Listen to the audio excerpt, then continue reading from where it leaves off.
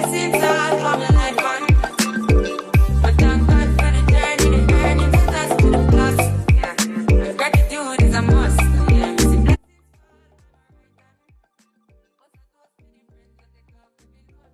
Hey, the best squad, it's your girl, Ebony the Best. Guys, I just want to come to you quickly with a video regarding an interview that Maurice and Kimmie did. But guys, before I get started, you know the rules. Everything I'm about to say, it's alleged. It's all in my opinion, and it's all for entertainment purposes only.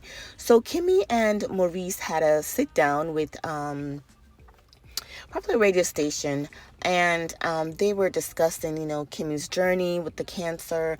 They discussed, you know, her position on the show, and, you know, how does it feel to reach, you know, 100 episode.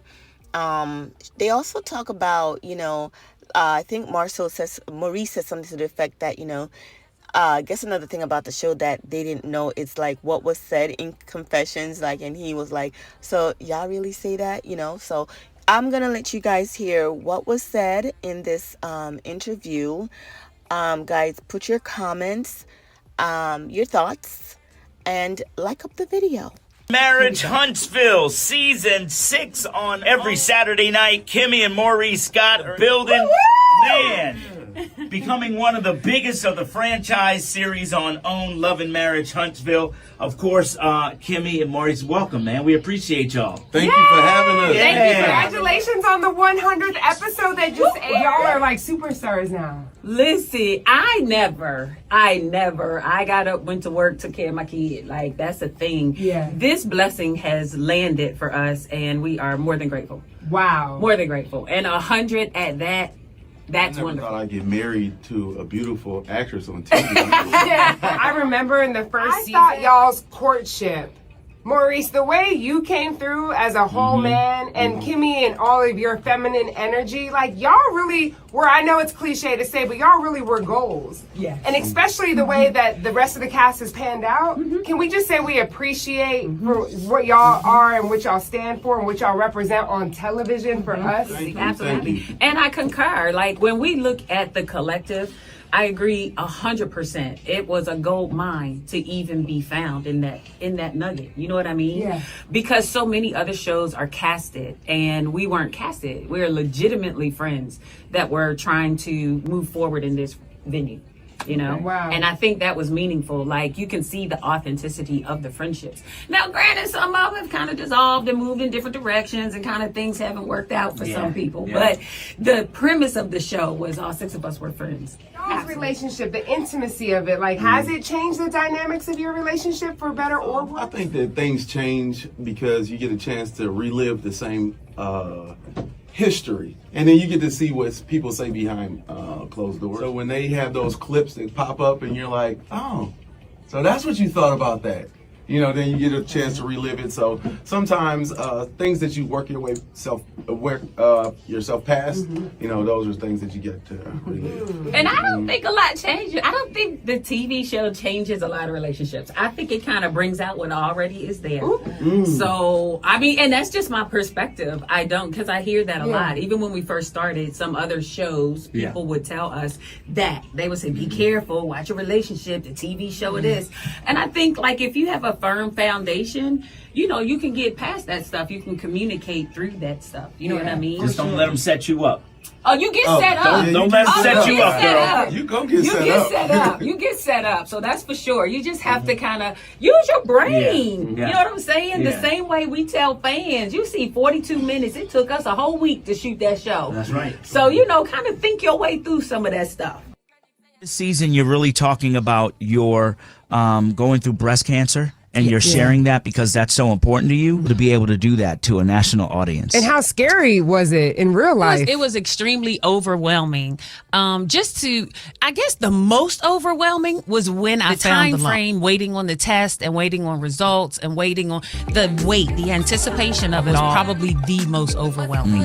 And to be fair, I asked production to give me a minute to kind of, wrap my head around it. And they did.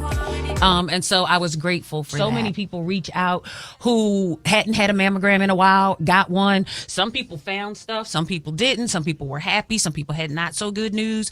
And it's been wonderful. Anybody who knows me, I'm a touchy-feely. Yeah. We were this time last year, honestly, we were watching the finals, basketball, at home, sitting on the bed, watching football.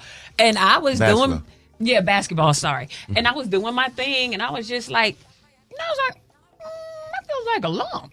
And I was like, wait a minute. And I said, listen, he got in there. He touched me. He was like, yeah, it is. He said, call the place tomorrow and get that checked out. It was stage 2? They grade it by the size. Okay. And so if it's anything bigger than 2 centimeters, then it's a stage 2.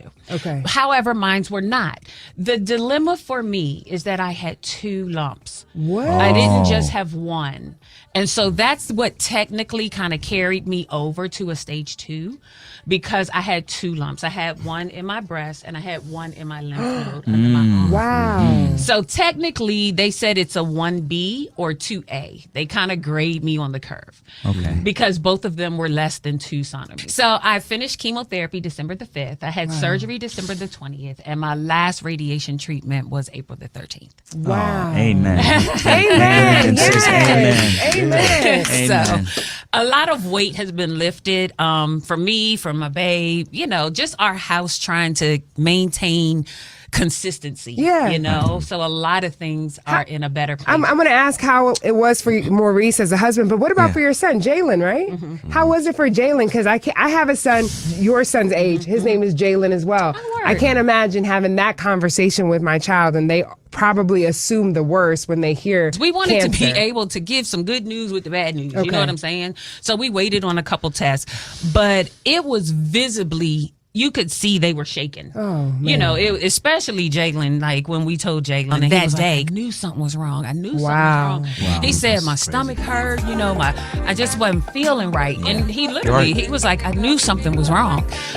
So it took him, I think, a week or so before he kind of really got his mind right. He was talking to Maurice, like, who's going to go to the treatments, who's going to take her to this and who's going to do that. Wow. And then we just kind of had to come up with a plan. My goal had always been for my family, my kids, just to let them see that I'm okay. Because I felt like that was a big thing. For them to see I was okay. Part of my plight was helping them get through what I was getting through. You're strong, sis. You're strong. Yeah, super strong. Super strong. Man, now I see the dynamic, why it works so well for you guys. Congratulations. Yeah. Thank you. Yeah, Thank you. Superpower unit. Yay.